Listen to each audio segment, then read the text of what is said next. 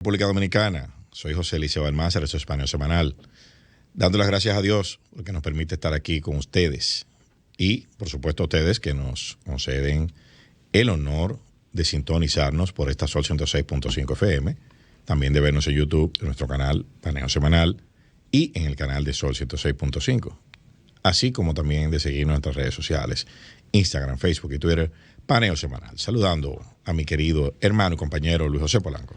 Muy buenos días, Eliseo, y muy buenos días a todos nuestros amables teleoyentes que nos dispensan el favor de su audiencia todos los sábados de 10 a 12 meridiano. Esos oyentes fieles que están siempre a la espera y que nos comentan durante la semana sobre lo que oyeron en este programa Paneo Semanal. Bueno, pero antes de eso hay dos efemérides este fin de semana, sí. En mi caso particular, ¿no? Sí. La primera es hoy. Es el cumpleaños de mi señora madre, la responsable que yo esté aquí en este planeta. Le deseamos muchas felicidades. Y la verdad que ha sabido hacerla, imagínate, tener ese hijo. Creo que se esforzó bastante. La doctora María Esther García cumple hoy, no voy a decir cuánto porque no estoy autorizado. Sí. Pero mami, tú sabes que te deseo lo mejor del mundo. Mucha salud y por lo menos 30 años más, que yo me conformo. Sí. Aquí alrededor de nosotros. Tú sabes que mi mamá es una de mis críticas, de mis consejeras políticas. Con que yo debato muchos temas, sí. Nacionales e internacionales. ¿Y siempre está de acuerdo contigo? No siempre, no. Tenemos posiciones encontradas, sobre todo en temas espinosos como el tema migratorio y demás. Pero bueno, así vamos. Muchas felicidades. Tú sabes que te deseo lo mejor del mundo, te lo repito. Y nada, ahorita nos vemos para la celebración. Bueno, Eliseo, tú sabes que esta semana, amén de las tragedias y emergencias que los dominicanos de la capital sufrimos ayer, ha sido una semana muy negativa, muy sombría. Funesta. En el mundo, porque muchos eventos que se están dando que plantean un horizonte funesto, ¿verdad? Hay eventos que se están sucediendo que nos hacen pensar que las cosas no tienen un final muy promisorio. La crisis de liderazgo. La crisis de liderazgo en el mundo, el resurgimiento de una ultraderecha drástica y fascista y rimbombante, con discursos altisonantes, lamentablemente se están haciendo del liderazgo mundial. Tenemos que hablar de un hecho que se conmemora el día 4 de noviembre. El día 4 de noviembre surge el problema de la crisis de los rehenes en Irán. La crisis de los rehenes que cumple 43 años. Ese es un evento game changer.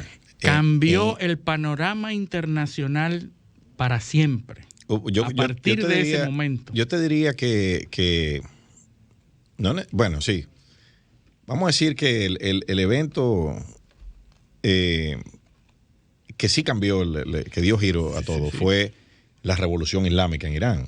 Sí. Pero esto fue, esta crisis de los rehenes es la que marca toda la aproximación geopolítica que da Occidente hacia el Medio Oriente, porque hasta ese momento la revolución islámica no era considerada una amenaza tan grande. Regional, era un asunto regional. Y ni siquiera, porque era para los israelíes solamente. El tema estaba concentrado entre Irán e Israel, sobre todo por el conflicto con la OLP. Sí. Ahora, que una de las primeras cosas que hace la revolución iraní, encabezada por la Ayatollah Ruhollah Khomeini, sí. Una de las primeras cosas que hace es los israelíes se van, evacúan la embajada. Expulsados. Y entonces le entrega la embajada a Yasser Arafat, la misma embajada que tenía Israel. Sí. Ahí suben la bandera de la OLP y eso está documentado, hay fotos, videos de Arafat celebrando. ese triunfo internacional. Bueno, y ese grupo de militantes revolucionarios universitarios armados que comienza a movilizarse en Irán en contra del régimen del Shah de Irán, Mohammad Reza Pahlavi, que en octubre, estamos hablando del 4 de noviembre, que en octubre ya había salido de Irán por una crisis de cáncer que tenía, y viaja entonces a los Estados Unidos en medio de estas protestas, muy parecidas a las que se están dando hoy, en medio de estas protestas, y entonces el 4 de noviembre ya un grupo armado universitario ataca la embajada de los Estados Unidos bajo el pretexto de que los Estados Unidos eran lo que le estaban proveyendo el apoyo al Shah de Irán y que eran quienes estaban gestando toda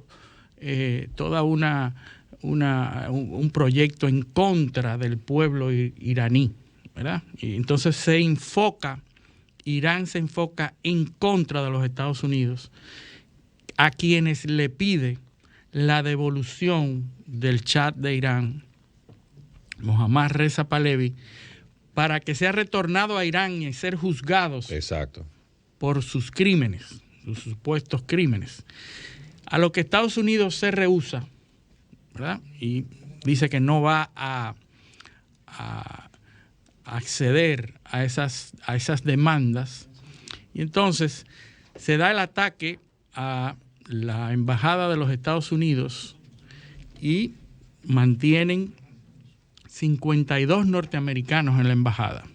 Ya 6 habían podido escurrirse y se habían ido a la residencia del embajador de Canadá.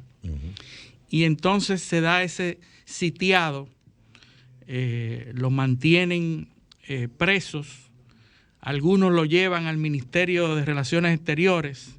Sí, lo dispersan. 450 días duró. 444 días duró este conflicto.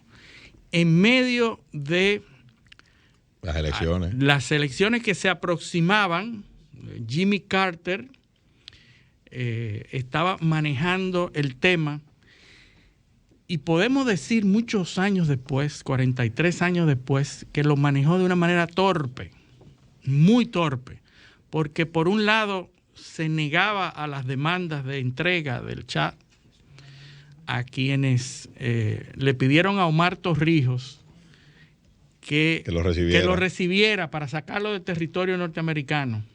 Y entonces le piden a Omar Torrijos, su aliado estratégico en Panamá, y entonces lo envían a Panamá para salir de la presión, porque muchos norteamericanos comenzaron a demandar, a cuestionar por qué está defendiendo a esta persona en contra de esos norteamericanos que están ahí presos.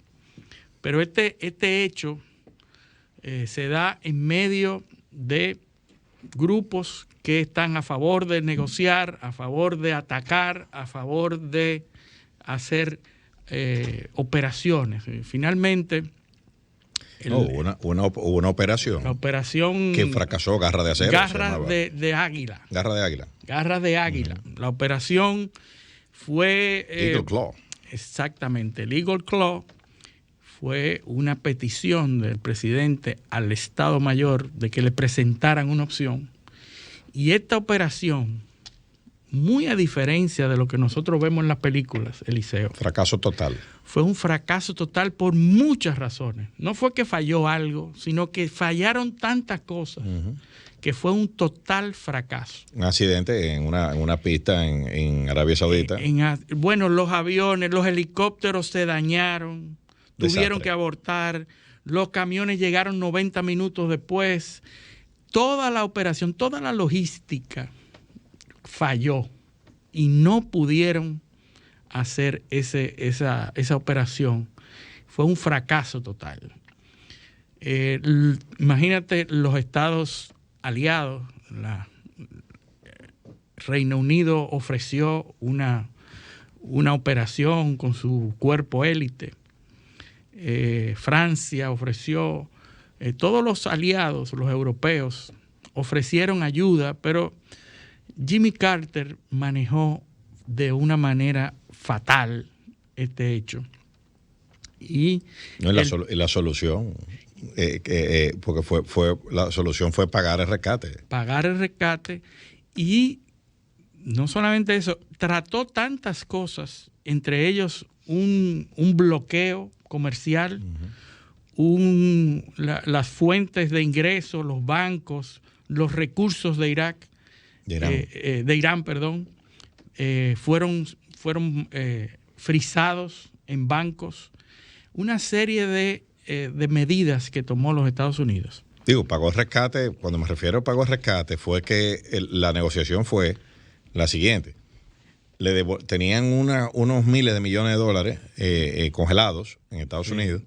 Entonces, lo que el gobierno norteamericano encabezó una negociación tripartita con los acreedores privados del gobierno iraní, con el gobierno iraní y el gobierno norteamericano. Entonces, lo que se hizo fue devolverle un porcentaje de lo que se tenía retenido, negociando con los acreedores privados, descuentos en la deuda y demás. Se le devolvió, no recuerdo el porcentaje, pero fue una cantidad muy importante de dinero, y los rehenes los soltaron cuando el dinero estaba en las cuentas de terceros bancos. Correcto, bancos de terceros países. Toma en cuenta, Eliseo, no solamente por la devolución de una parte del dinero que le habían frisado, sino porque el Shah murió exacto, en también. Egipto.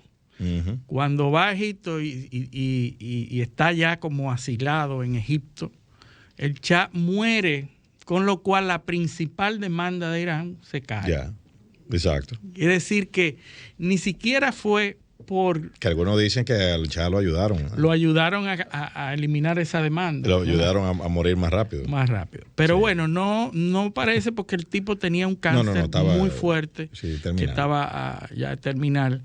Y entonces, ese manejo, esos fracasos, uno detrás de otro, provocaron que en las elecciones siguientes perdiera Jimmy Carter y no pudiera reelegirse en un segundo periodo, como normalmente los presidentes se eligen. Pocos presidentes se han electo una sola vez.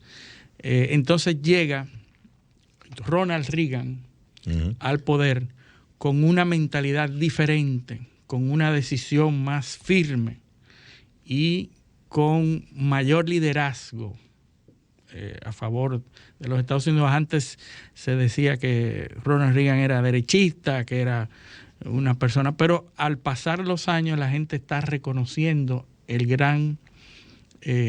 la gran presidencia que ejerció Ronald Reagan en los Estados Unidos, y se pone como uno de los mejores presidentes en los últimos tiempos.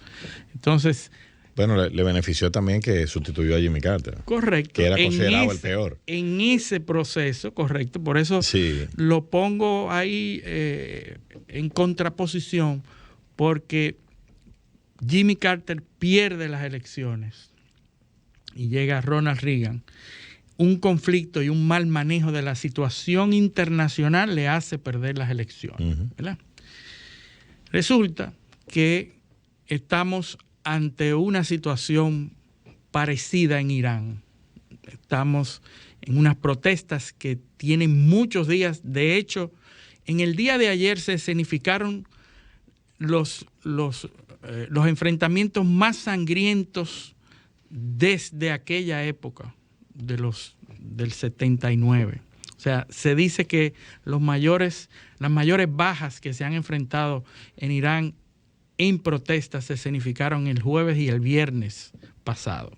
Es decir, está llegando a un punto muy difícil para mantener la estabilidad del gobierno iraní, y parece ser que las cosas pudieran cambiar, pudieran ser insostenibles para el régimen de Irán.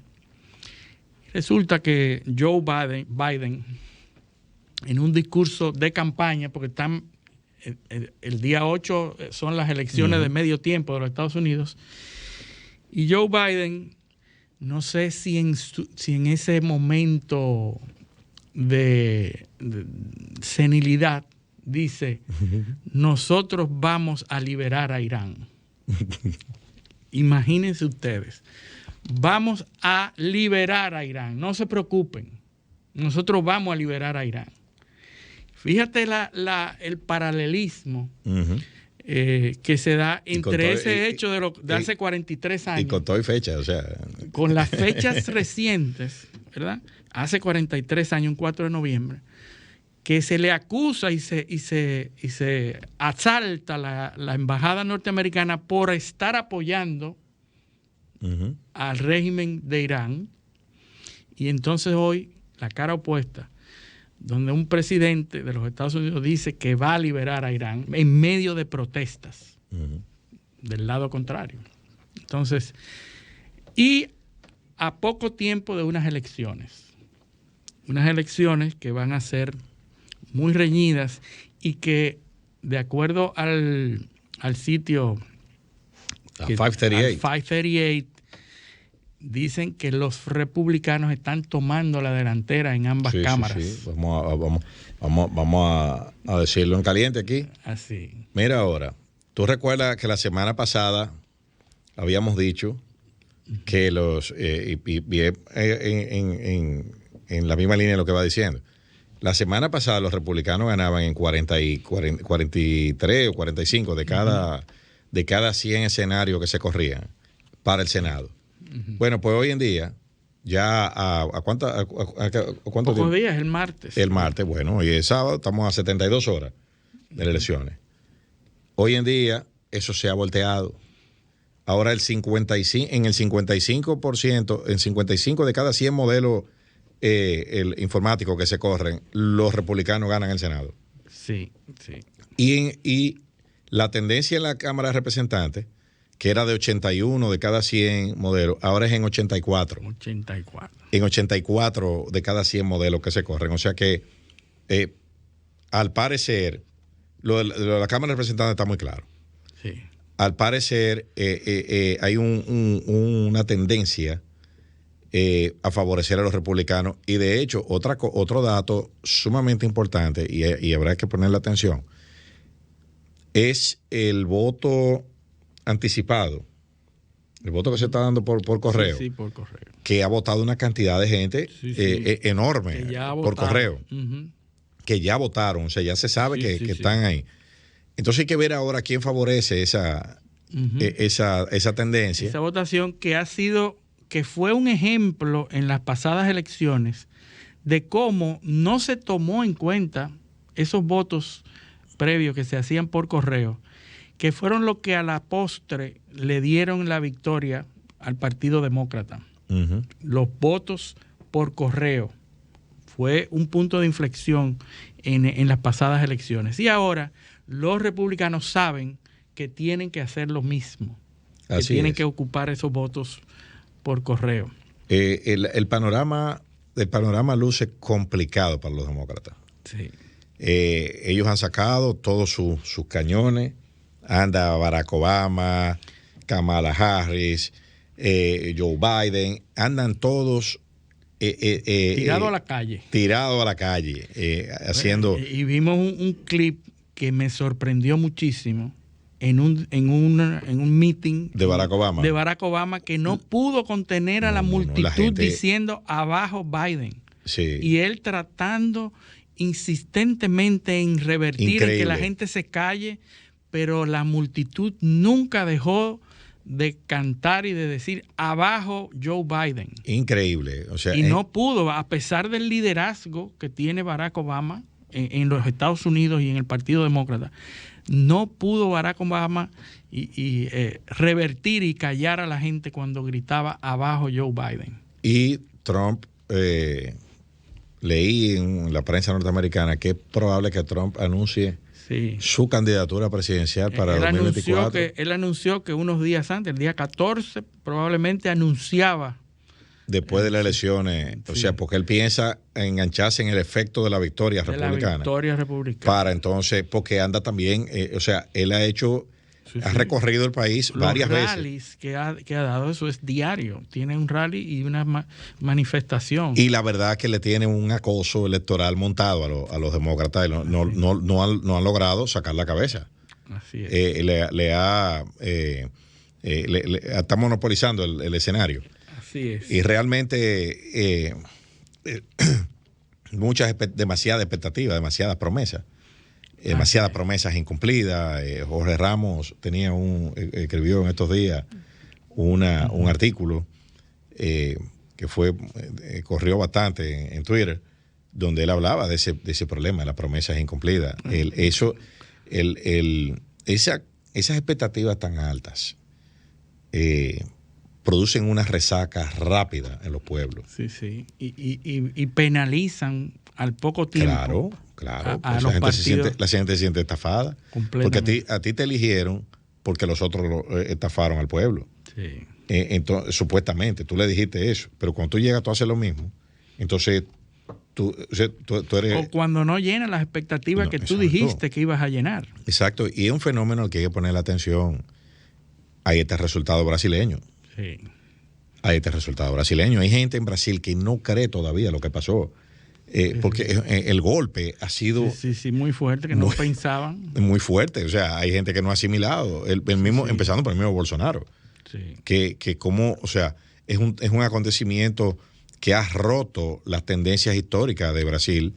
El único presidente que ha intentado reelegirse, que no lo ha logrado. Sí. O sea, eso implica una ruptura grande con lo que ha sido la constante histórica política. Así es. Y es difícil de asimilar las corrientes eso. políticas modernas, porque eso no está pasando solamente en un país o en una región, eso está pasando en todo el mundo. Claro, los gobiernos, desde el 2020 hacia acá, desde la era de la pandemia, en ningún proceso electoral con ribete democrático, porque salvo Nicaragua, que fue un proceso que sabemos cómo fue. Ni en China. Ni en China. Pero Xi Jinping tuvo que negociar. Y redistribuir la cuota para poder quedarse. O sea que hasta esos países que no tienen tradición democrática de quitar presidente, de poner, ha habido que hacer un reacomodo de las fuerzas a lo interno. Entonces, ningún partido oficial ni ningún presidente ha podido reelegirse después de 2020. Sí. Porque la cantidad de demandas que hay son... la dinámica de los países ha cambiado drásticamente a partir de las redes sociales, de los medios y plataformas masivas de información. Y eso implica la dinámica de gobernabilidad también. Y la gobernabilidad también es mucho más difícil porque es mucho más evidente cuando tú no haces algo y cuando los medios te arropan. Es mucho más difícil. Antes tú manejabas los medios de comunicación tradicionales. Ahora es muy difícil manejarlo. No, y que es difícil también porque las estructuras de los estados o sea, el Estado tiene su burocracia. Que los Estados no están para ser eficientes ni para actuar rápido. Eso es así. Ni para economizar, ni para ninguno de los criterios que nosotros probablemente tenemos en nuestros negocios o en nuestras casas. Esos criterios no son los que maneja un Estado. O sea, tú no puedes decir a un Estado, compra más barato, hazlo más rápido, porque esa no es la función del Estado. No, el Estado es el equilibrio. Exacto. Pero mantener esa no es el equilibrio y la estabilidad. O sea, ¿qué hace el Estado con economizar dinero? Nada. No, probablemente se busca un problema. Es un problema para solucionarlo con el dinero que tú economizas. Pero el tema es un tema complejo porque la ciudadanía no entiende eso. Sí. Porque para llegar al poder se le dice lo contrario. Sí. Se le dice que no es así. Se le dice que aquí se pierden 100 mil millones de pesos, que cuando yo los recupere lo voy a usar para tal cosa. ¿Entiendes? Entonces, cuando tú llegas te das cuenta de que la realidad no es así. Pero tenemos que ir a nuestra primera pausa. Sí. Pero porque vamos a analizar un poco cómo eso está afectando, cómo eso puede afectar en la República Dominicana, en el panorama político. Eso lo vamos a hacer cuando hablamos de la pausa. Esto es Paneo Semanal, no lo cambien. Paneo.